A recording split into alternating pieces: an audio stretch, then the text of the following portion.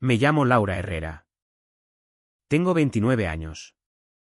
Trabajo como auxiliar administrativa en una pequeña empresa de logística en las afueras de Madrid y, durante los últimos 7 años, he sido un fantasma en mi propia casa. Vivo con mi madre y mi padrastro, Javier López, en una casa adosada de 2 plantas en un barrio residencial de Alcobendas donde todos los jardines están cortados a la misma altura perfecta. El silencio de nuestra casa es una presencia viva. Una manta espesa y pesada que ahoga sonidos y emociones por igual. Es un silencio construido con negación y miedo. Y aquella noche estaba a punto de romperse. La discusión, como casi todas, empezó en un susurro. Estábamos en la cocina. Aún olía a lejía de la limpieza nocturna de mi madre. Yo enjuagaba un plato. De espaldas a ella. No le respetas, Laura, dijo con ese tono bajo y decepcionado que reservaba para mis peores fracasos. No respetas a mi marido. Cerré el grifo. El silencio repentino fue ensordecedor. Coloqué el plato en el lavavajillas con movimientos lentos y deliberados. Solo le dije hola cuando entró. ¿Dijiste hola?, corrigió ella, afilada como una navaja. Sonó como si su presencia te molestara. Esta es su casa. Vives bajo su techo. Nunca nuestra casa. Esa distinción la repetía siempre. Me sequé las manos, sintiendo el nudo familiar en el estómago. Lo siento si sonó así. Estaba terminando un correo del trabajo. Javier apareció en el marco de la puerta. Como si el aire cargado lo hubiera llamado. Era un hombre grande. Ocupaba todo el espacio. Llevaba un vaso de whisky con hielo que tintineaba suavemente. Había estado desconectando desde que llegó de la obra una hora antes. ¿De qué va esto?, preguntó con esa voz grave que siempre parecía una amenaza. Mi madre se volvió hacia él, cambiando la decepción por una ternura conciliadora. Nada. ¿Karina? Solo una charla. Laura dice que tiene que ser más cuidadosa. Javier me miró por encima de ella. Sus ojos pequeños y duros no solo miraban, evaluaban. Pesaban y siempre encontraban que faltaba algo. ¿Cuidadosa con qué? ¿Con quién paga las facturas aquí? No contesté. Era el baile de siempre. Él subía el tono. Ella lo calmaba y yo debía encogerme hasta desaparecer. Pero aquella noche estaba demasiado cansada para encogerme. Mi móvil, sobre la encimera de granito, se iluminó. Un mensaje. Antes de que pudiera reaccionar, la mano enorme de Javier lo atrapó. ¿Quién es esta? Nadie, susurré. Solo una amiga.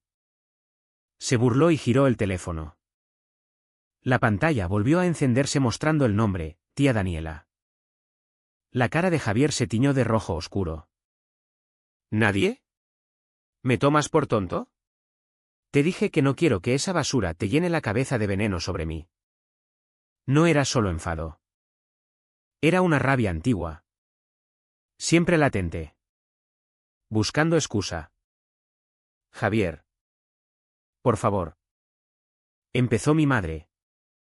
Él la ignoró. No volverás a hablar con la familia de tu padre. Entendido.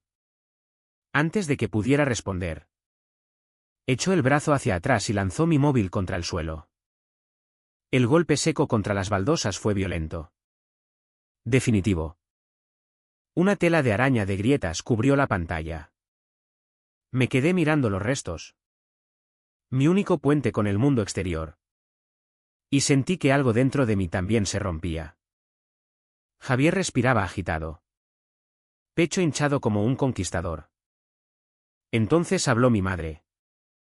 Su voz ya no era conciliadora, era fría como el mármol. No miraba a Javier. Me miraba a mí. La fuente del desorden en su paz artificial. Bloquea su número. Ahora mismo. Coge ese teléfono y bloquéala. Estoy harta de su drama. Harta de todo. La orden fue tan absoluta. Tan desprovista de calor maternal. Que me dolió más que el golpe de Javier. Era la ruptura final. Ella lo elegía a él. Elegía el silencio. Mi cuerpo se movió solo. Caminé hasta la mesa. Me agaché y recogí el móvil. Los bordes rotos se clavaban en mi palma. Sentía sus miradas como un muro de juicio.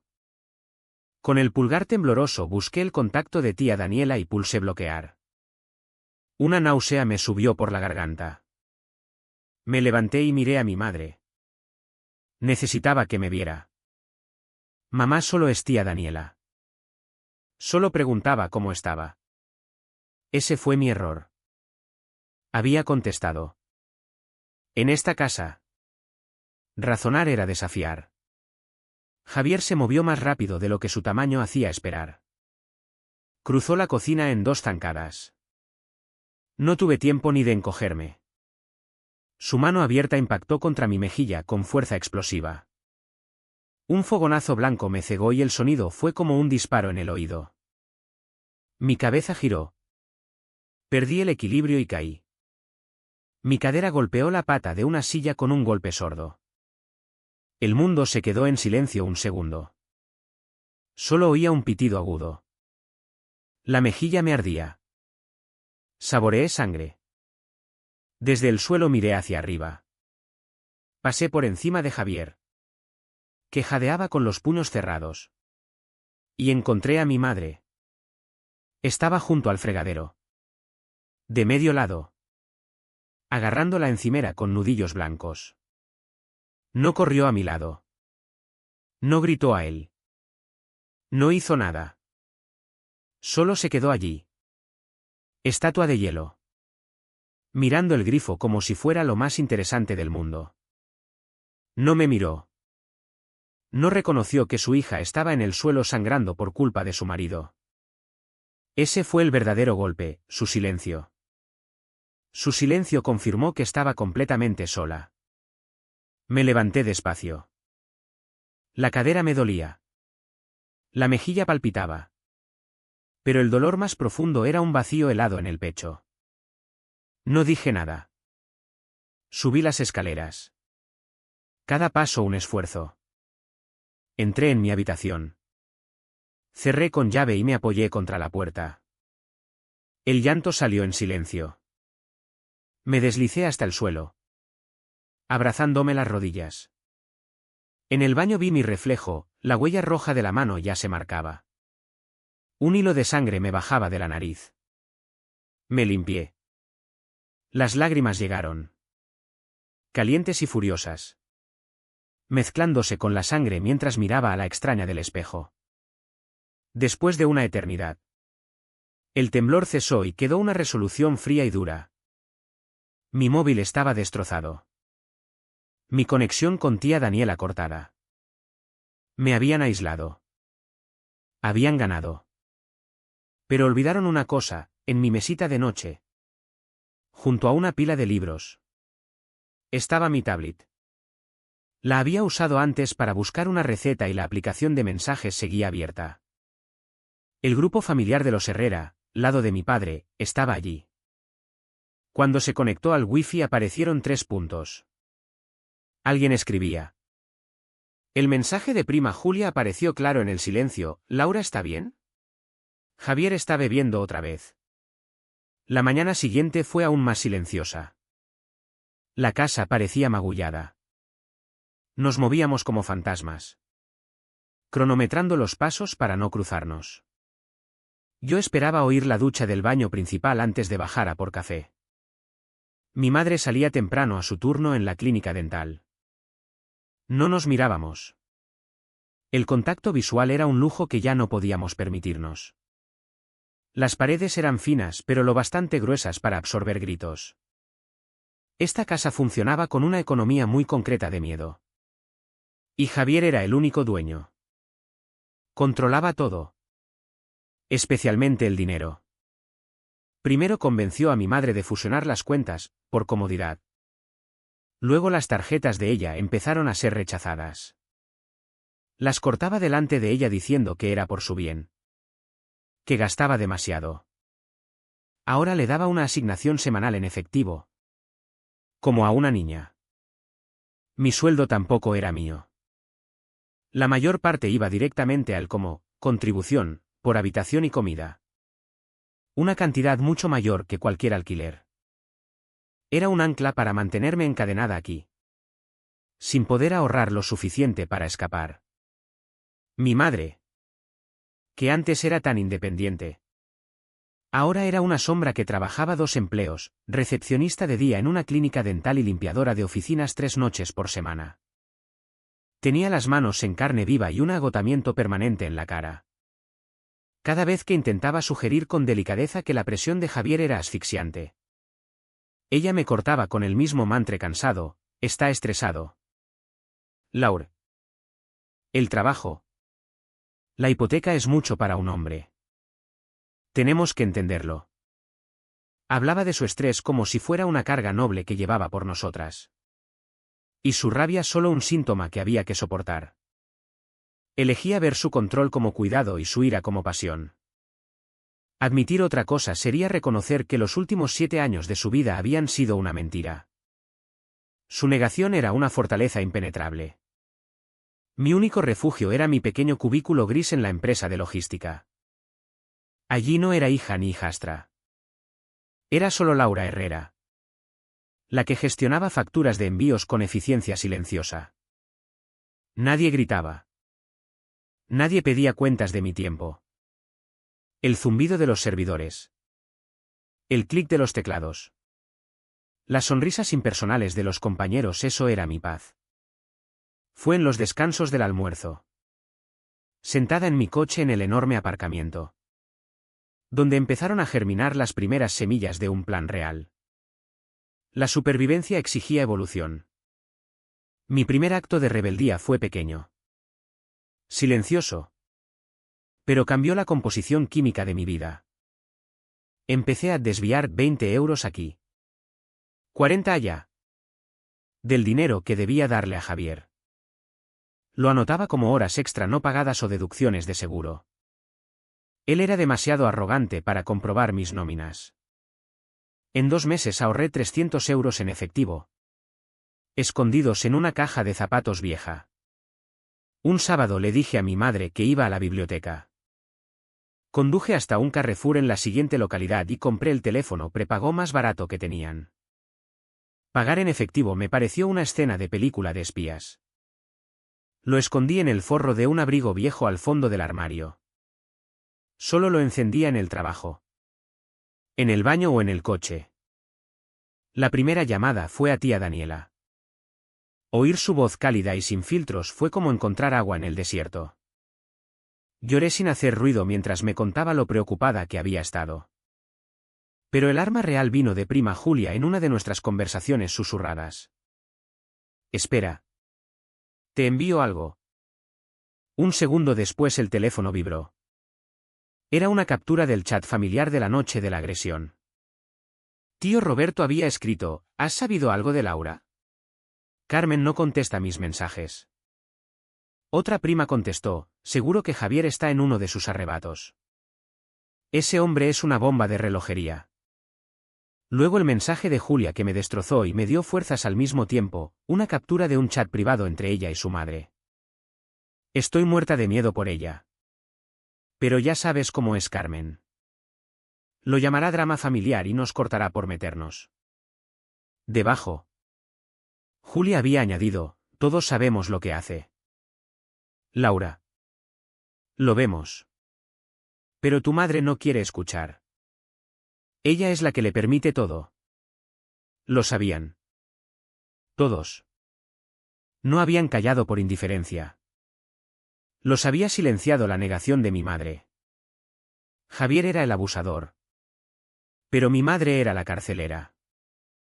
Una frialdad nueva se instaló en mí. Ya no era desesperación. Era propósito. Esa misma tarde creé una cuenta de correo anónima en el trabajo.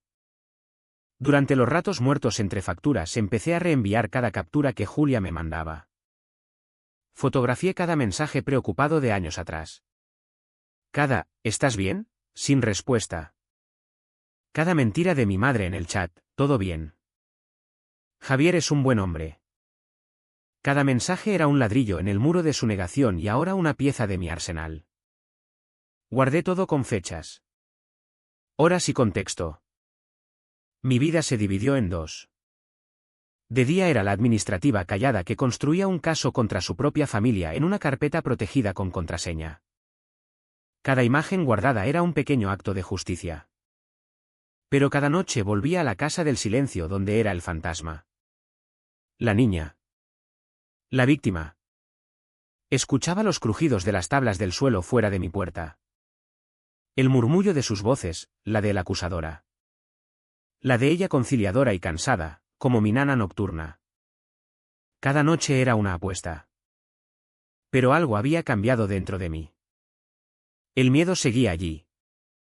Pero ya no me paralizaba. Era combustible. Empecé a mirar a Javier no solo con miedo sino con frialdad analítica. Miraba a mi madre con una piedad terrible. Creían que me tenían atrapada en su silencio. No imaginaban que solo estaba esperando el momento perfecto para hacer que ese silencio gritara. Me despertó el sonido. No fue fuerte, sino preciso, el clic metálico de la cerradura de mi habitación al girar desde fuera. En esta casa la privacidad era un privilegio, no un derecho. Y Javier tenía llave de todas las habitaciones. Me quedé inmóvil en la oscuridad. Los ojos muy abiertos. Siguiendo la sombra que tapaba la rendija de luz del pasillo. No encendió la luz. La habitación se llenó del olor agrio a whisky y rabia contenida. Se quedó allí un largo rato. Una silueta enorme respirando alcohol rancio. Mi corazón ya no latía con pánico. Era una piedra fría y pesada. ¿Te crees mejor que yo? Su voz era pastosa pero el veneno era claro. Era la pregunta de siempre. El núcleo podrido de su inseguridad. Veía mi silencio como juicio. Mi trabajo como arrogancia. Mi existencia como reproche. No contesté. No me moví. Mantuve la respiración superficial. Una táctica de supervivencia aprendida en 7 años. Mi silencio era un lienzo y él pintaba en él todos sus fracasos. Dio un paso tambaleante. Chocó con mi escritorio y unos libros cayeron con ruido sordo. Contéstame cuando te hablo. Siseo. Te crees muy lista aquí arriba con tus libros y tu trabajito tranquilo.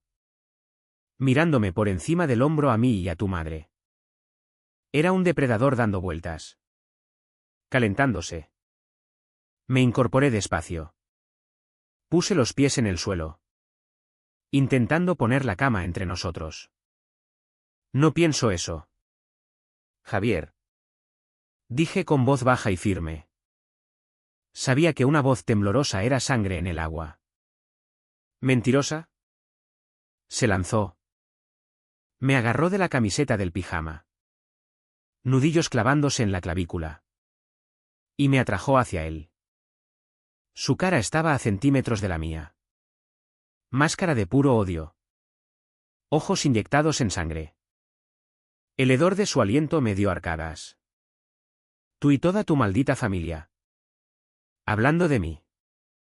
Riéndoos de mí. Intenté zafarme. Fue un error. Mi resistencia fue el permiso que esperaba. Me empujó hacia atrás. Tropecé. Choqué contra la pared. Vi el puño venir. Esta vez no era bofetada humillante. Era un puñetazo para romper. Giré la cabeza por instinto. El impacto no fue un chasquido seco sino un golpe profundo y nauseabundo. Me alcanzó en el hombro izquierdo. Un rayo de dolor eléctrico blanco me atravesó hasta los dedos y subió al cuello. El brazo se me quedó dormido y luego explotó en agonía palpitante. El golpe me estrelló contra la pared. Mi cabeza golpeó el tabique con ruido sordo. Por un segundo la habitación giró. Entonces la puerta se abrió de golpe. Mi madre estaba allí. Silueta contra la luz del pasillo. Cara pálida de horror. Por un instante fue una osa defendiendo a su cría. «¡Para!», gritó con una voz ronca que no le había oído en años. Se lanzó entre nosotros y empujó el pecho enorme de Javier con sus manos pequeñas y ásperas de trabajo. «¡Para! Javier! ¡Por Dios! ¿Qué haces?». Él retrocedió, confundido por la intervención. Pero el momento de furia maternal fue fugaz. En cuanto tuvo su atención, el miedo en los ojos de mi madre se transformó en el terror conocido, miedo a que la rabia se volviera contra ella. Se derrumbó. Hombros caídos. Empezó a llorar y entonces hizo lo que cortó para siempre el último hilo de esperanza que tenía en ella. Se volvió hacia él, cara llena de lágrimas. Y empezó a disculparse. «Lo siento mucho». «¿Karine?». Ella te provoca. No entiende. «Lo siento tanto». Se estaba disculpando con él por haberme pegado. Los vi desde el suelo, abrazándome el hombro. El dolor era fuego vivo. Pero nada comparado con la claridad helada que me invadió al ver a mi madre consolar a mi agresor. Se acabó. No más esperar. No más esperanza de que despertara. Mi plan de escape acababa de pasar de sueño lejano a necesidad inmediata e innegociable. Javier dejó que ella lo sacara de la habitación, su rabia desinflándose en un mal humor ebrio, mientras los murmullos conciliadores de mi madre los seguían por el pasillo. No esperé a que cerraran su puerta. Me levanté. Brazo izquierdo colgando inútil. Cada movimiento enviaba oleadas de agonía. Pero las ignoré. Funcionaba con adrenalina pura. Saqué la bolsa de deporte del fondo del armario. Metí ropa. Neceser. La caja con los 300 euros. El portátil. El teléfono prepago y su cargador. Bajé las escaleras en silencio. Los oía en su habitación, gruñidos de él. Disculpas llorosas de ella. Me puse los zapatos. Abrí la puerta principal sin ruido y salí a la noche fría y húmeda. No miré atrás. Los 20 minutos hasta el piso de Julia fueron una eternidad. Conducía solo con la mano derecha. El dolor en el hombro era un tambor brutal constante. Cuando aparqué frente a su edificio me quedé un minuto con el motor apagado y solté un suspiro tembloroso. Lo había hecho. Estaba fuera. Julia abrió al primer toque. Una mirada a mi cara ya como me sujetaba el brazo bastó. Me metió dentro sin decir palabra. Cerró con llave y me abrazó con cuidado. No lloré. Ya estaba más allá de las lágrimas. Estaba en modo acción fría y dura. «¿Te pegó?», dijo. No era pregunta. «Sí». Se acabó. «Julie». «No vuelvo». «Bien», contestó feroz. «Te quedas aquí. Estás a salvo». «¿En el baño?». Bajo la luz blanca. Me vi en el espejo. La cara pálida. Ojos enormes y oscuros. El hombro era lo que más llamaba la atención. Me bajé el cuello de la camiseta. Un moretón feo. Morado y rojo. Florecía como una flor grotesca de violencia. «Tenemos que documentarlo todo». «Laura», dijo Julia con voz grave. Me dio su teléfono. Fotografié cada ángulo, hombro. Cadera de la otra noche. La huella de la mano en la cara. Eran imágenes horribles. Pero perfectas. Eran la verdad irrefutable. Mientras yo fotografiaba, Julia estaba en su portátil. Encontré el número del 016. La línea de ayuda contra la violencia de género. Tienen consultas legales gratuitas y confidenciales. Llama ahora. Marqué con el teléfono prepago. Una voz calmada y amable contestó. Le conté lo mínimo. Me dio el nombre y número de una abogada pro bono especializada en casos como el mío. Respiré hondo y envié un correo desde mi cuenta anónima. Necesito ayuda. Tengo pruebas. Adjunté las fotos que acababa de hacer. Enviado. Julia me trajo una bolsa de guisantes congelados para el hombro y una taza de té. Nos sentamos en su pequeño salón silencioso. Aquí el silencio era distinto, era paz.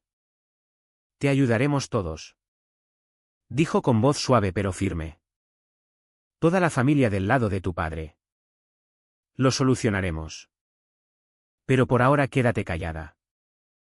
No contestes llamadas de tu madre. No publiques nada. Tenemos que ser listas. Asentí. El hielo enviaba hilos benditos de frío al fuego de mi hombro. Sabía que estaba en silencio.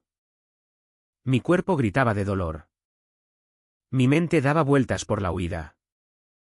Pero debajo de todo, una parte fría y metódica de mi cerebro, la misma que organizaba facturas, ya procesaba datos. Calculaba variables. Planeaba el siguiente movimiento. Javier había cometido un error. Había escalado. Y al hacerlo me había dado la prueba final que necesitaba para mi caso físico. Justo entonces el teléfono de Julia vibró en la mesa. Lo cogió. Frunció el ceño. Miró la pantalla un largo rato y luego abrió mucho los ojos. Dios mío. Susurró. Me giró el teléfono. Era el chat familiar. Tío Roberto. Que vivía en otra provincia. Acababa de publicar una foto. Era granulosa. Tomada con móvil desde lejos en un bar lleno. El pie de foto, ¿no es ese Javier? Lo vi en el bar de la esquina al volver del aeropuerto. ¿Quién es la rubia? La imagen era inconfundible. Javier inclinado hacia una mujer que claramente no era mi madre. Brazo alrededor de sus hombros. Cara enrojecida de alcohol y risa. Tocándole la cara. Miré la foto de ese hombre que apenas una hora antes me había dado un puñetazo en mi propia habitación por ser desrespetuosa. No sentí shock. Ni sorpresa. Solo un clic final y silencioso. Como una pieza de ajedrez encajando en jaque mate. No solo me había dado prueba de su violencia. Me acababa de entregar el arma que destrozaría su reputación. Aniquilaría la última defensa de mi madre y quemaría su mundo entero. Guarda eso. Julia. Dije con voz más fría que el hielo en mi hombro. Guárdalo y envíamelo ahora. ¿Lo hizo? Abrí mi correo anónimo. Creé nuevo mensaje a la abogada y adjunté la foto. Asunto, prueba adicional. Guardé copia en mi carpeta oculta. Ya no era solo una víctima recopilando pruebas. Era una fiscal construyendo un caso a prueba de balas. Los 2 días en casa de Julia fueron de transformación. El dolor del hombro bajó a un palpitar profundo. Recordatorio físico de mi nueva realidad. Pero el miedo asfixiante que había sido mi compañero durante 7 años empezó a retroceder. En su lugar se formaba algo frío. Duro y afilado, resolución. El correo de la abogada. La señora Alba. Fue breve y directo. Las fotografías son demoledoras. La imagen con la otra mujer muestra un patrón de engaño. Pero para construir un caso irrefutable y quitarle cualquier defensa necesitamos una cosa más, prueba de su falta total de remordimiento. Los maltratadores suelen parecer arrepentidos ante las autoridades. Necesitamos mostrar quién es cuando cree que nadie mira. Así nació el plan. El miedo ya no era obstáculo. Era una herramienta. Un disfraz que me pondría para conseguir lo que necesitaba. Mi parte de la operación empezó con una llamada. Usé el teléfono prepago y marqué el número de mi madre conteniendo la respiración. Tenía que convertirme en la persona que ella esperaba, rota. Asustada y dispuesta a volver arrastrándome. Cuando contestó. Su voz era un nudo de ansiedad. Laura, que gracias a Dios. ¿Dónde estás? ¿Estás bien? Dejé que un sollozo se me escapara. Un sonido seco que había ensayado delante del espejo. Mamá, no sé qué hacer. Lo siento mucho. Solo necesito recoger más ropa para el trabajo. El alivio en su voz fue palpable. Claro. Karine? Claro. Ven a casa. Hablamos. Lo arreglamos. Podemos solucionarlo. Como si fuéramos un equipo. Vale. Susurré. Estaré allí en 1 hora. Mientras yo interpretaba a la hija pródiga, Julia dirigía el centro de operaciones.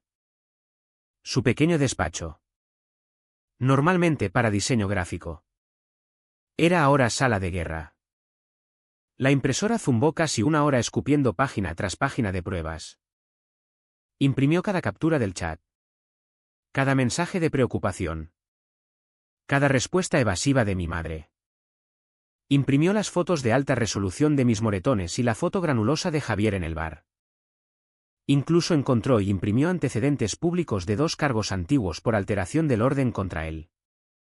Todo el desastre digital familiar se convirtió en un montón físico de casi 5 centímetros de grosor. Era una acusación. Mi accesorio principal llegó esa mañana por mensajería urgente, un marco de fotos digital pequeño e inocente. Del tipo que ves en cualquier casa. Pasando fotos anodinas de vacaciones familiares. Pero este tenía una lente diminuta casi invisible en un lateral y una cámara de alta definición activada por movimiento escondida dentro. Autonomía de batería 72 horas. Solo necesitaba que funcionara una. Tardé 30 minutos en configurarlo. Conectándolo a un servidor en la nube privado y protegido mediante el hotspot del teléfono prepago. Lo cargué con una docena de fotos inocentes de paisajes y puestas de sol. Era mi caballo de Troya. Conducir de vuelta a aquella casa adosada fue surrealista. El cielo era gris plomizo. El aire espeso con promesa de lluvia. Ya no era la misma persona que había huido 2 noches antes. Aquella era una refugiada. Yo era una soldado en misión de infiltración. Aparqué en la acera. Respiré hondo y compuse una máscara de sumisión cansada. Colgué la bolsa vacía del hombro bueno y caminé hacia la puerta. Mi madre abrió antes de que llamara. Su cara era un caos de emociones contradictorias, alivio, culpa y una esperanza suplicante desesperada. Laura. Suspiró. Y me abrazó. Yo no devolví el abrazo. Por encima de su hombro vi a Javier en el salón. Brazos cruzados. Cara de triunfo arrogante. Había ganado. La fugitiva había vuelto con el rabo entre las piernas. Asintió hacia mí. Reí reconociendo a un súbdito arrepentido. Sube y coge lo que necesites. Dijo mi madre con voz demasiado alegre. Te preparo un té. Esa era mi oportunidad. ¿En realidad puedo beber un vaso de agua primero? Mientras ella iba a la cocina. Entré en el salón. Javier vigilaba cada movimiento. Llevaba el nuevo marco de fotos en la mano. En la repisa de la chimenea había un marco casi idéntico con una foto de ellos en un crucero de hacía 5 años. Mi corazón latía firme y frío contra las costillas. Bonito marco, dijo Javier con condescendencia. Una ofrenda de paz. Sonreí débilmente. Algo así. Con movimientos que parecían lentísimos y rapidísimos a la vez. Desenchufé el marco viejo y coloqué el nuevo exactamente en el mismo sitio. Nadie notaría la diferencia. Nadie excepto la cámara oculta que ya estaba grabando. Subí. Metí ropa en la bolsa para aparentar y bajé. Tomé el té fingiendo calma. Javier se sentó frente a mí. Observándome. Yo mantenía la mirada baja. Hombros caídos. La imagen perfecta de la hija derrotada. Cuando me levanté para irme, Mi madre me abrazó de nuevo. Vuelve pronto. Karine? Podemos arreglar esto. Asentí sin palabras. Salí. Subí al coche y conduje 2 calles. Aparqué. Saqué el teléfono prepago y abrí la aplicación de la cámara oculta. Ya tenía 2 horas de grabación. Pulsé reproducir. Ahí estaba Javier. Entrando en el salón después de que yo me fuera. Sirviéndose otro whisky. Murmurando insultos sobre mí. Luego subía a mi habitación vacía. Rebuscaba en mis cajones. Tiraba libros al suelo. Volvía abajo. Despotricaba contra mi madre, esa zorra ingrata siempre mirando por encima del hombro. Mi madre intentaba calmarlo. Él la empujaba contra la pared. Cállate. Todo es culpa tuya por traerla aquí. La escena se volvió física. La cámara lo captó todo, empujones. Gritos. Amenazas. Perfecto. Irrefutable. Envié el archivo comprimido a mi correo anónimo y luego a la abogada con asunto, prueba definitiva, grabación oculta. 3 horas después el teléfono prepago vibró. Era la abogada. Laura. Esto es oro puro. Presentamos denuncia hoy mismo. La Policía Nacional va a actuar rápido. Esa misma noche. Mientras Javier y mi madre dormían. El grupo familiar explotó. Yo había enviado la grabación completa de forma anónima al chat con un mensaje simple: esto es lo que pasa cuando nadie escucha. El vídeo se reprodujo automáticamente. Los mensajes empezaron a llover: shock, rabia, apoyo. Tía Daniela, Dios mío. Laura. ¿Estás bien? Julia, ya basta. Esto tiene que terminar. Mi madre vio todo. Intentó defenderlo: es un malentendido. Está estresado. Pero el vídeo no mentía. A las 2 de la madrugada llegó la policía. Golpes en la puerta. Javier abrió tambaleándose. Lo sacaron esposado. Mi madre se quedó en el umbral. Viendo cómo se lo llevaban. Cara blanca como la pared. El agente le entregó una orden de alejamiento provisional. No puede acercarse a su hija ni a la casa hasta nueva orden. A la mañana siguiente recibí la llamada oficial. Señorita Herrera. Tenemos una investigación abierta por violencia de género. Hay pruebas suficientes para proceder. Se ha emitido orden de alejamiento permanente contra Javier López. Si intenta contactar, llame al 112 inmediatamente. Colgué y me quedé en la oscuridad de mi nuevo piso alquilado. El silencio me envolvió. Ya no era opresivo. Era mío. La familia. Como era de esperar. Implosionó. Julia me mantenía informada. Filtrando la toxicidad. El lado de mi padre formó un muro protector a mi alrededor. El lado de mi madre estaba en caos. Dividido entre lealtad y horror ante el vídeo. Llamadas airadas. Acusaciones. Relaciones de toda la vida rotas. Una tarde. Mientras Julia me ayudaba a pintar la pared de mi nueva habitación. Sentí un pinchazo inesperado de culpa. ¿Fui yo quien hizo esto? Pregunté en voz baja. Destruye a todos. Julia dejó el rodillo y me miró con ojos fieros. Escúchame. Laura. Tú no encendiste el fuego. Solo dejaste de esconderte en el humo para que los demás vieran las llamas. No los destruiste. Ya estaban destruidos. Ellos se lo hicieron a sí mismos y te lo hicieron a ti. Durante años solo encendiste las luces. Tenía razón. No había sido la causa de la enfermedad. Solo había expuesto los síntomas. Pero el sentimiento que quedaba era complejo, una mezcla extraña de dolor limpio y la euforia desorientadora de la libertad. Era un pájaro que por fin había escapado de la jaula. Solo para descubrir que tenía las alas doloridas y el cielo era vasto e intimidante. Una semana después de mudarme, llegó un correo a mi cuenta anónima. El remitente era desconocido. Pero el asunto era solo mi nombre. Lo abrí. Por favor. No hagas esto. Estás destrozando a la familia. Esto no eres tú. Ha perdido el trabajo. La gente dice cosas horribles. Podemos arreglarlo. Laure. Sé que podemos. Solo vuelve a casa. Podemos ir a terapia. Podemos volver a ser familia. Por favor. Vale. Era de mi madre. La desesperación sangraba en cada palabra. El ruego de arreglarlo. La ilusión de que se podía parchear con terapia y negación.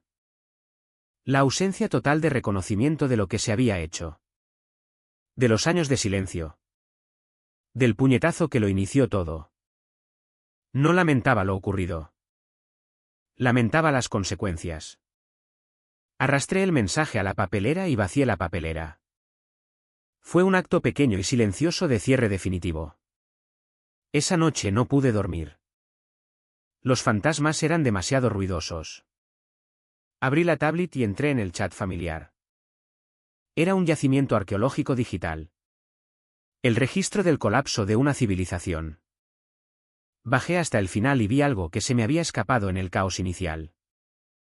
Un mensaje final. Horas después de la filtración. Cuando ya solo quedaba el silencio del desastre. Una sola frase de una sola persona. Un susurro entre las ruinas, ojalá la hubiera creído antes. Remitente, mamá. Miré las palabras. No era una disculpa. Era una confesión devastadora hecha a una habitación vacía. Y en ese momento lo entendí. Mi victoria no era que Javier hubiera perdido el trabajo. No era la investigación policial ni la orden de alejamiento. Era esto. Esta única frase. La verdadera venganza no era hacerle daño a él. Era hacer que ella viera.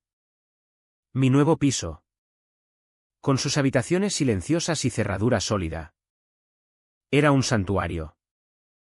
Pero pronto aprendí que seguridad no es lo mismo que paz. El silencio que tanto había ansiado ahora pesaba. Lleno de la rabia sin procesar de 7 años. Mi historia era una serpiente enroscada en mis entrañas y guardarla empezaba a envenenarme. Necesitaba algo más que escapar. Necesitaba hablar. La decisión llegó una noche tarde. Navegando por redes sociales llenas de familias perfectas y fotos de aniversarios. Una oleada de rabia fría y clara me invadió. Abrí una nueva publicación. Elegí una foto que había tomado meses antes de la casa adosada. Engañosamente tranquila bajo un cielo azul perfecto. El texto fue corto y afilado. A cualquiera que esconda moretones detrás de fotos familiares. A cualquiera que excuse arrebatos de ira como estrés. A cualquiera a quien le hayan dicho que el drama familiar debe quedarse en privado, vuestro silencio no es escudo. Es el aire que respira vuestro maltratador. Es las paredes de la jaula que os mantiene dentro. Vuestro silencio les alimenta. Pulsé publicar. Esperaba unos pocos comentarios. No estaba preparada para el alud. Por la mañana la publicación había sido compartida más de 1000 veces. Al final del día. Decenas de miles.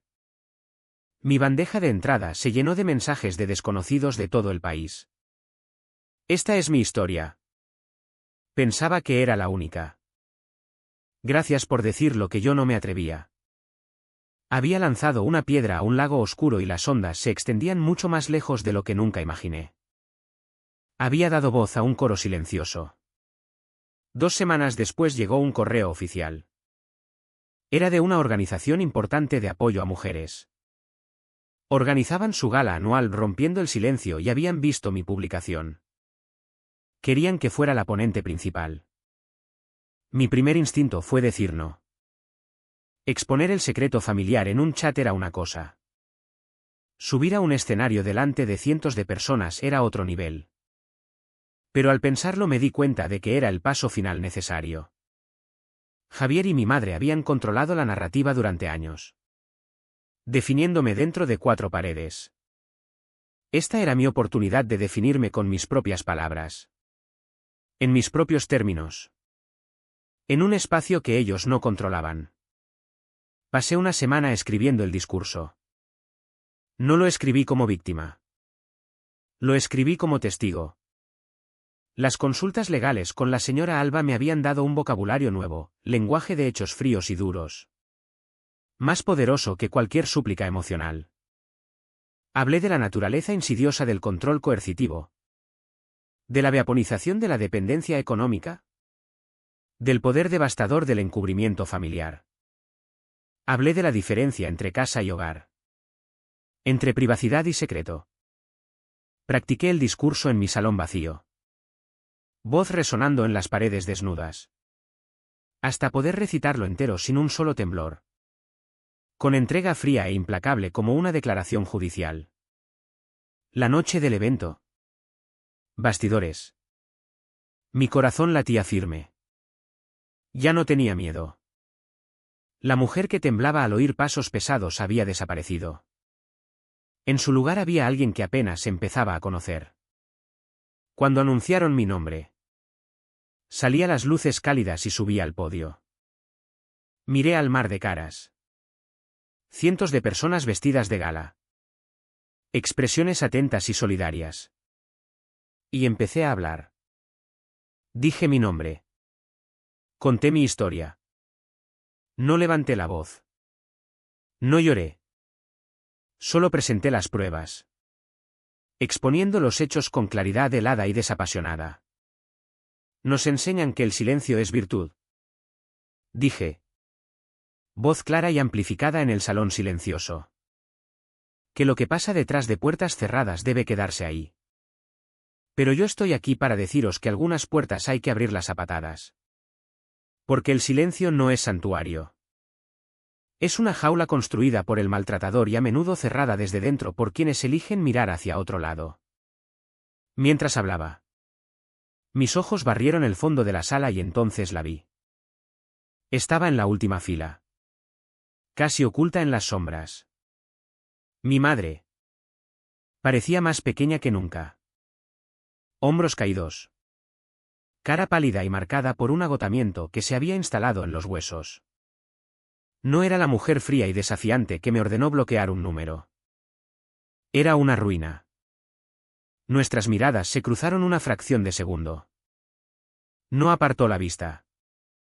Solo me miró. Expresión indescifrable. Mientras yo le contaba al mundo la verdad que ella había intentado ocultar con tanto empeño. Verla allí no interrumpió mi discurso. Lo solidificó. Ya no hablaba solo a extraños. Hablaba directamente a ella.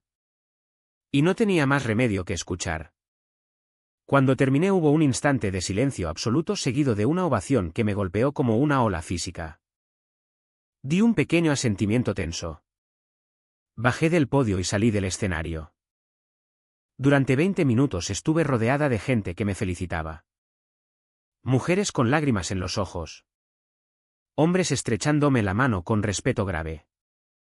Acepté los elogios con cortesía distante. Mirada desviándose de vez en cuando al fondo de la sala. Por fin la multitud se dispersó y la vi acercarse. Caminando con paso vacilante. Se detuvo a unos metros.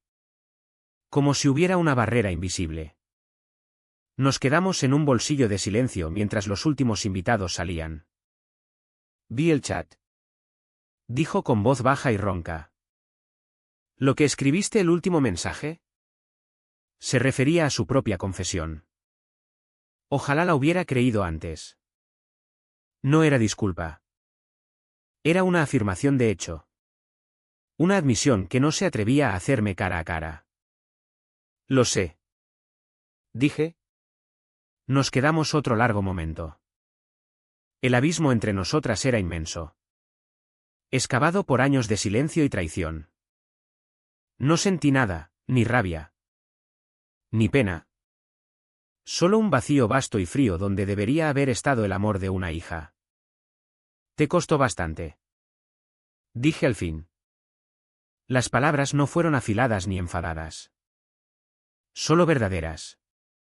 Una afirmación amarga y sencilla de los hechos. Ella se estremeció pero no discutió. Solo asintió derrotada. Sus ojos estaban llenos de una tristeza cansada que no me permití consolar. Se ha ido. Dijo en voz baja. Después de que viniera la policía le dije que se marchara. Hice las maletas. Se ha ido. Laura. Esas palabras. Unos meses atrás. Habrían sido la liberación más dulce que podía imaginar. Ahora sonaban como una nota al pie. Un detalle de una historia que ya había terminado. Él era un personaje secundario. Nunca había sido el protagonista de mi dolor.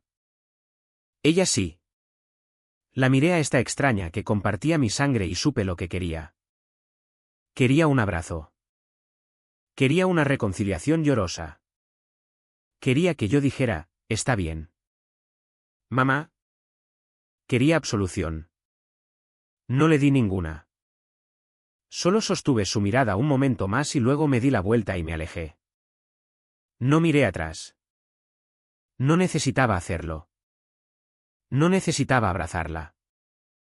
No necesitaba su disculpa. Al salir del auditorio al aire fresco de la noche. La última pieza del puzzle encajó. Había pensado que mi venganza era el vídeo. La denuncia. La humillación pública de Javier. Me equivocaba. Javier era solo un instrumento romo. La verdadera venganza. Intrincada y devastadora. Nunca había sido hacerle daño a él. Había sido esto, este momento. Forzar a mi madre a estar en el fondo de una sala llena y escuchar la verdad. Hacer que abriera los ojos. Una semana después de la gala. La señora Alba llamó. La policía había terminado la inspección preliminar en la casa. Habían cambiado las cerraduras y las llaves esperaban a mi madre en comisaría. Quedaban algunos efectos personales míos, anuarios. Álbumes viejos. Cosas que no tenían sitio en mi nueva vida pero que aún no estaba lista para abandonar del todo. Me preguntó si acompañaría a mi madre a recogerlos. Como parte neutral. Acepté. No por ella. Sino por mí. Necesitaba ver el lugar una última vez. Conducir de vuelta a aquel barrio fue como entrar en un sueño que había luchado años por olvidar. Los jardines cuidados. Los buzones idénticos. La sensación opresiva de orden, todo parecía igual. Pero yo era distinta.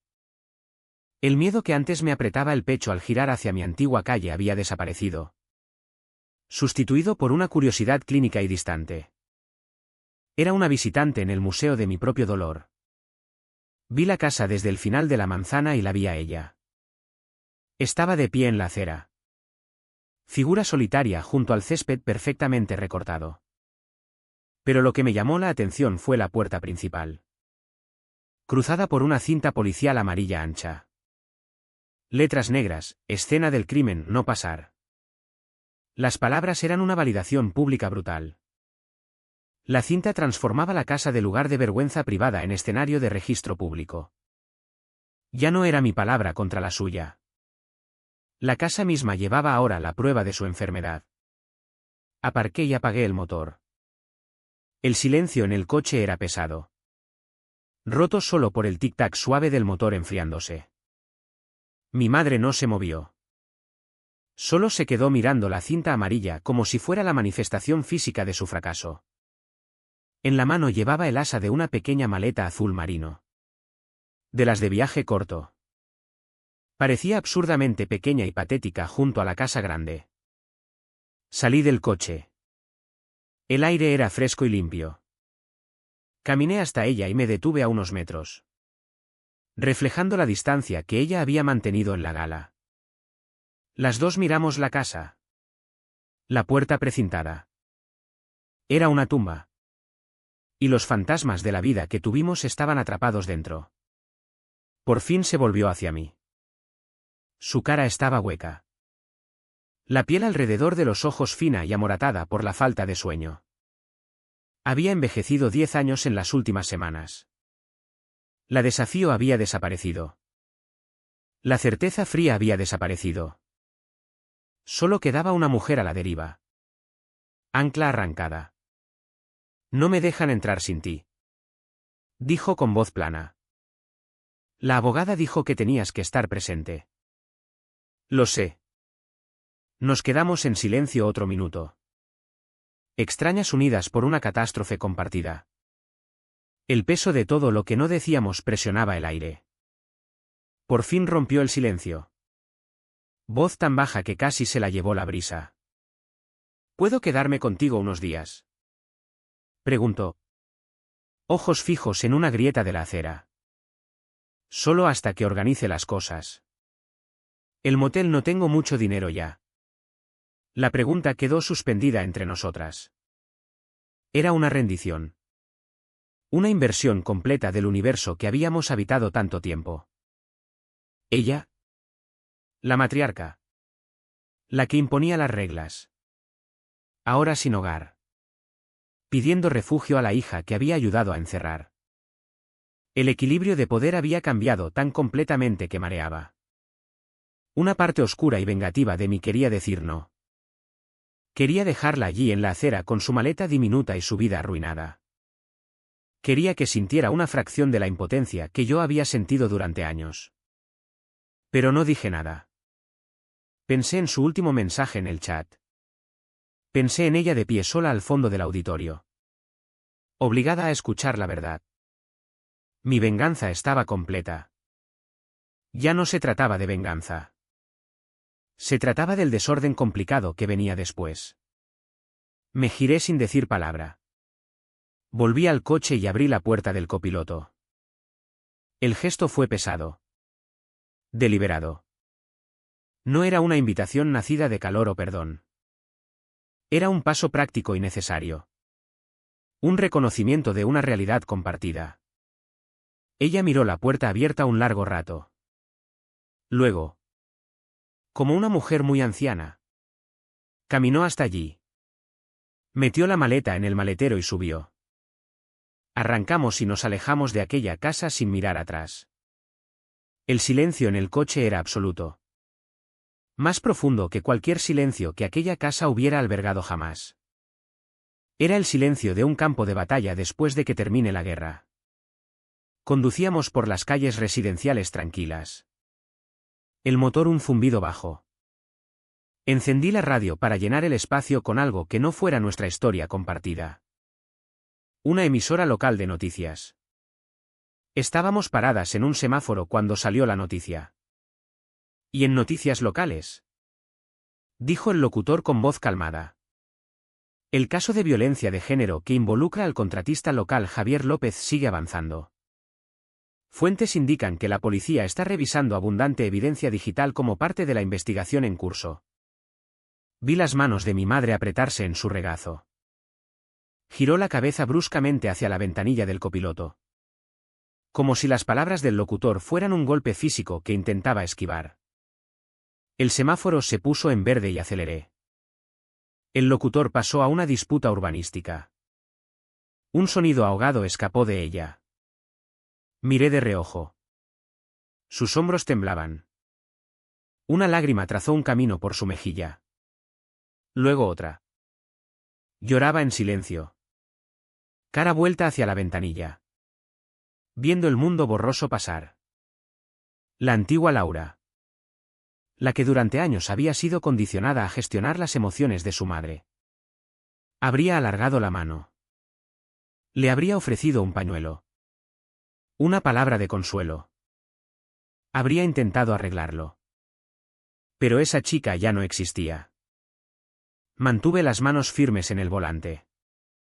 Mantuve los ojos en la carretera. Sus lágrimas ya no eran mi responsabilidad. Ya no.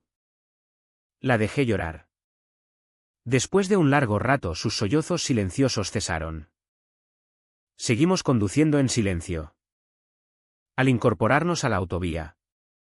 La primera luz de la mañana empezaba a romper en el horizonte. Una fina línea de oro pálido empujaba contra el púrpura profundo de la noche que se iba. Por fin hablé. Voz uniforme. Ojos aún fijos en la carretera. Al menos ahora alguien me cree. Las palabras no pretendían ser crueles. Pero tampoco eran amables. Eran una afirmación sencilla del nuevo mundo en el que vivíamos. Un mundo donde mi verdad ya no estaba en debate. Ella no se volvió a mirarme. Solo siguió mirando por la ventanilla al cielo que cambiaba. Su respuesta fue un susurro tan débil que apenas lo oí por encima del ruido de los neumáticos. Todo el mundo vio el chat. Laure. Todo el mundo lo sabe. Era lo más parecido a una disculpa que jamás daría. Un reconocimiento de la naturaleza pública absoluta e innegable de su fracaso. No contesté. Ya no quedaba nada que decir. Miré por mi propia ventanilla al cielo vasto y abierto que poco a poco se llenaba de luz. Los colores se fundían, oro. Luego rosa. Luego un azul suave y esperanzador. El sol salía ahí. Mientras lo veía. Un sentimiento que no recordaba haber tenido antes se instaló profundo en mis huesos. Era una quietud profunda. Una calma. Por primera vez en mi vida adulta me di cuenta de que conducía hacia un nuevo día. Y ya no tenía miedo al sonido de pasos detrás de mí. La semana que mi madre pasó en el sofá cama de mi salón fue la más larga y silenciosa de mi vida. No hablamos de lo ocurrido. No hablamos de Javier ni de la casa ni del futuro. Coexistimos en el pequeño espacio soleado como dos extrañas traumatizadas y educadas. Se movía con una discreción que nunca le había visto. Como si temiera ocupar demasiado espacio. Lavaba su taza y plato en cuanto terminaba. Leía novelas de bolsillo viejas que yo había comprado en un rastro. Doblaba sus mantas en un cuadrado perfecto cada mañana. La observaba. No con perdón. Sino con una curiosidad antropológica cansada. La mujer formidable que se había quedado callada mientras me golpeaban. La que me había ordenado con autoridad helada. Había desaparecido. En su lugar estaba esta versión disminuida. Una mujer vaciada por el derrumbe de su propia negación. Era una refugiada. Y yo. Su hija distanciada. El puerto reacio en su tormenta. No había calor entre nosotras. No había reconciliación llorosa. Solo el reconocimiento tácito compartido de los escombros. Al tercer día pasó la mañana al teléfono con una abogada. Voz baja y firme desde la otra habitación. Fue la primera vez que oí un atisbo de su antigua determinación. Exactamente una semana después de llegar a mi puerta. Mi teléfono vibró. Era un mensaje de tía Daniela. ¿Sin texto? Solo dos archivos adjuntos. El primero era una foto de prensa. Claramente tomada con teleobjetivo. Granulosa e inmediata. Mostraba a Javier. Sin afeitar y con sudadera manchada. Siendo sacado de un motel barato por dos agentes uniformados. Tenía las manos esposadas a la espalda. La sonrisa arrogante había desaparecido. Sustituida por una expresión de shock patético y boquiabierto. Parecía pequeño. Impotente. Un matón sin escenario ni público. El segundo era un documento escaneado, la primera página de una demanda de divorcio presentada en el juzgado de familia.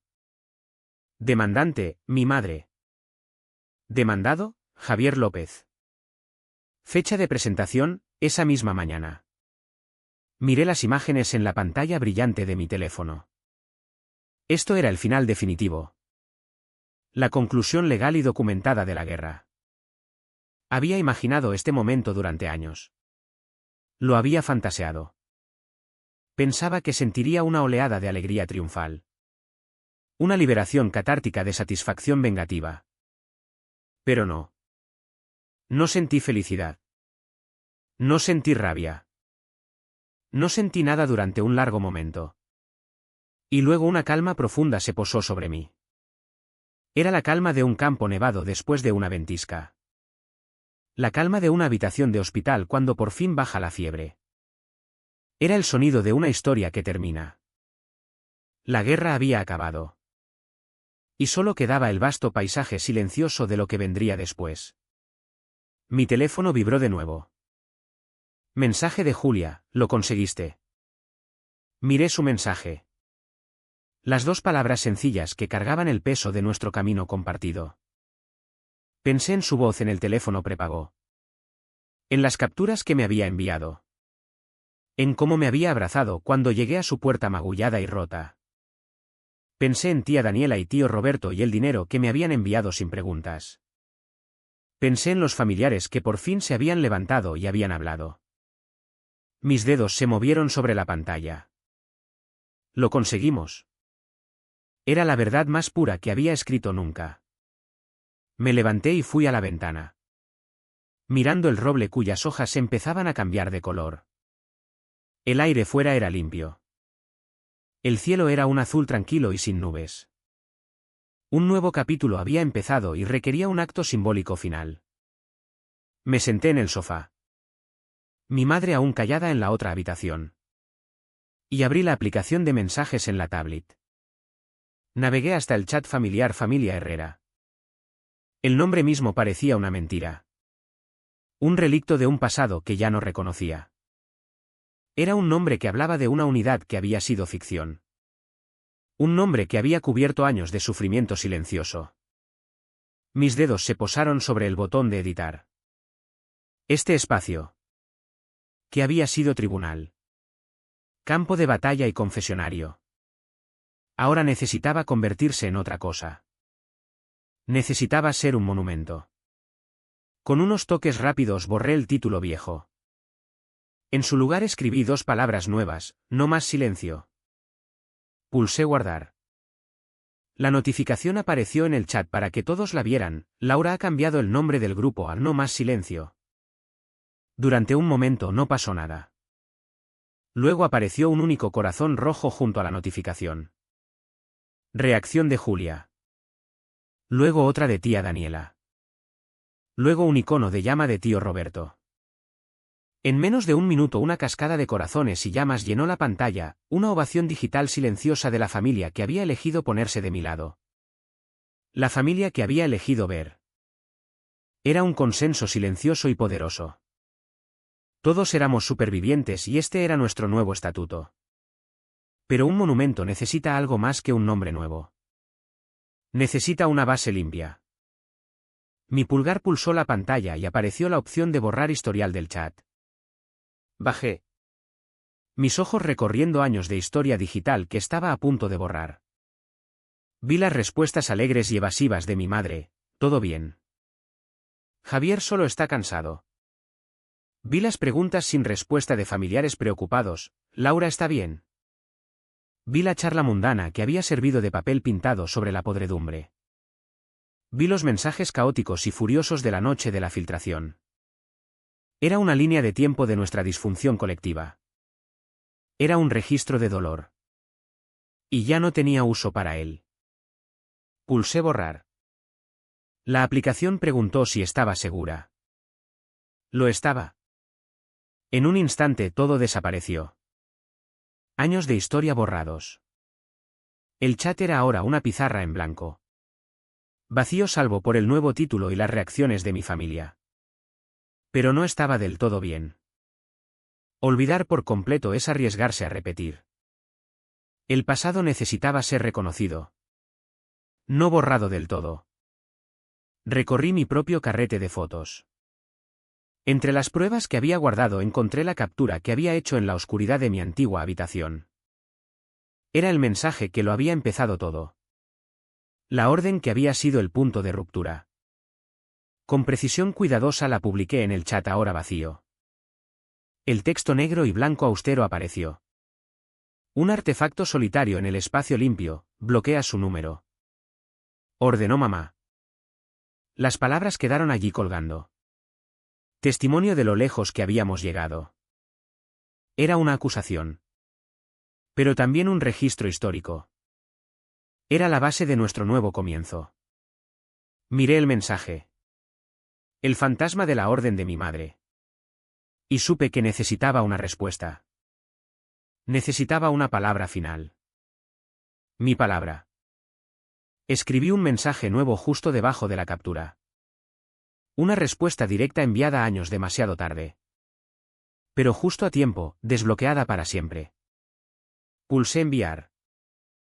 Mis dos palabras aparecieron directamente debajo de las suyas. Una respuesta. Un veredicto y una promesa. Eso fue todo. Ya no quedaba nada que decir. La historia había sido contada. El silencio había sido roto. El veredicto había sido dictado. Mantuve pulsado el botón de encendido de mi teléfono prepago. La pantalla me pidió deslizar para apagar. ¿Lo hice? Hice lo mismo con mi teléfono personal. Las pantallas se oscurecieron. La conexión constante con el mundo. Los pitidos. Las notificaciones. El flujo interminable de información. Lo apagué todo. La batalla había terminado. Las armas digitales podían guardarse. Me recosté en el sofá en el silencio de mi piso. El único sonido. El susurro suave de las hojas fuera de la ventana. El silencio ya no era amenaza. No era castigo. No era jaula. Era paz. Era mío. El silencio en mi nuevo piso era una presencia física. Una textura en el aire. No era el silencio asfixiante y vigilante de la casa adosada, sino un silencio limpio y expansivo que me pertenecía solo a mí. La luz dorada de la tarde entraba oblicua por la ventana grande, iluminando motas de polvo que bailaban como estrellas perezosas.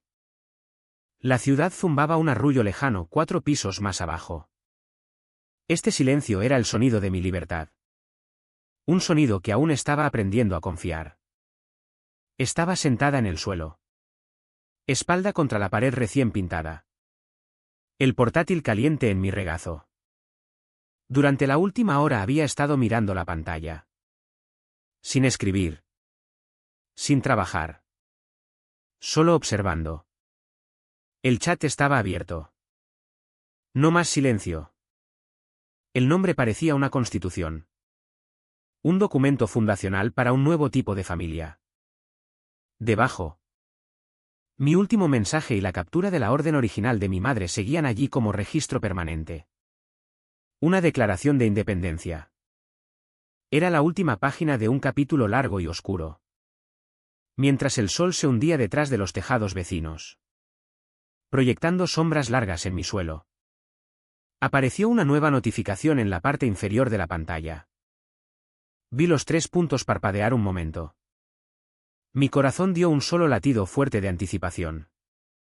El nombre junto al indicador era mamá. Mi madre. Que todavía vivía en mi sofá. Casi no me había hablado en una semana. Ahora estaba aquí. En el espacio donde había tenido lugar la revolución. ¿Qué palabras finales podían haber? Una excusa. Una justificación. ¿Una súplica? El mensaje que apareció no era ninguna de esas cosas. Era un único emoji de corazón rojo brillante y perfecto. Estaba allí al final del chat. Un pequeño glifo digital cargado con un universo de significado no dicho. Era bandera blanca. Era súplica de tregua. Era, a su manera, la única disculpa que era capaz de dar, una disculpa que no contenía admisión de culpa. Un llamamiento a una emoción que ella misma había ayudado a extinguir en mí hacía tiempo. Hace unos años ese corazón me habría deshecho. Habría sido un salvavidas. Una señal de que la madre que echaba de menos seguía ahí. Y lo habría agarrado. Desesperada por una reconciliación a cualquier precio. Pero ya no era aquella chica. Miré el corazón y sentí una neutralidad profunda y completa. Era como mirar una palabra en un idioma extranjero que antes hablaba con fluidez pero que ahora había olvidado.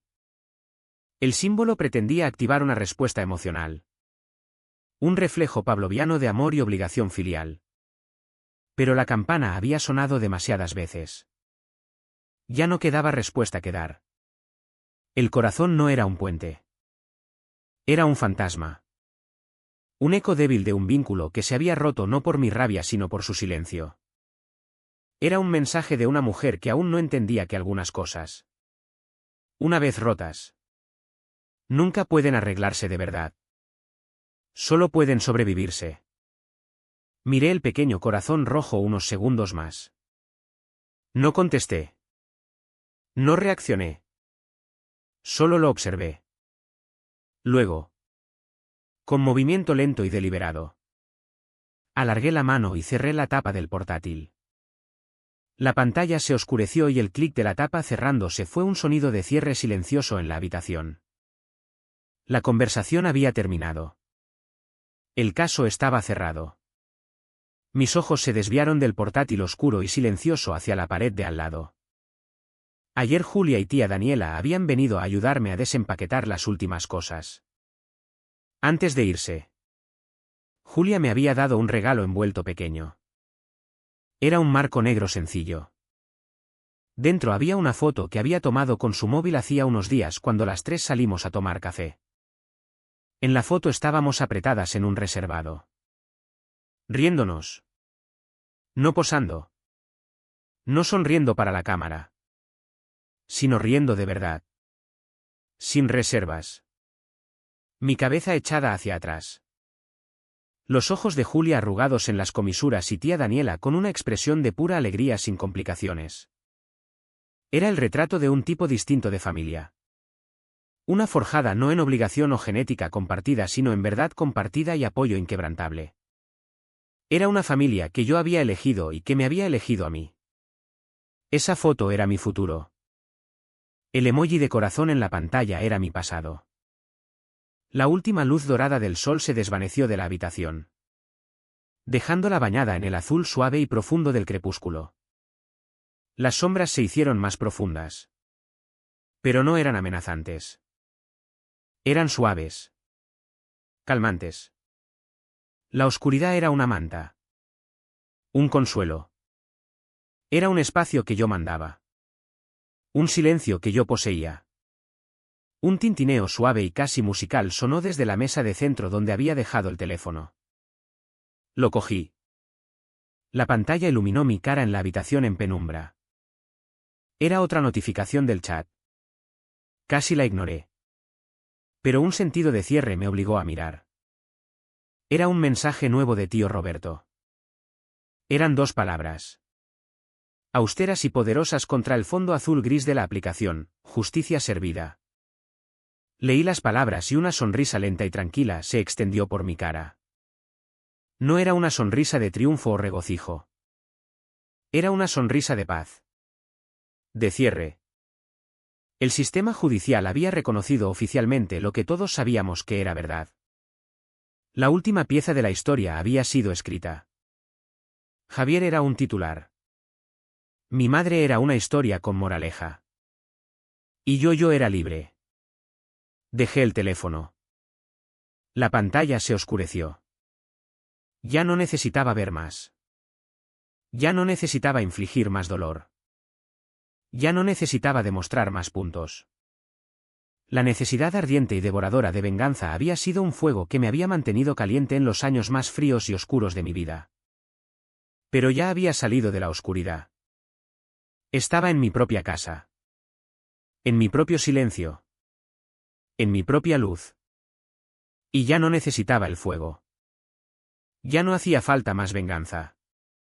Ya no hacían falta más palabras. El chat había dicho todo por mí.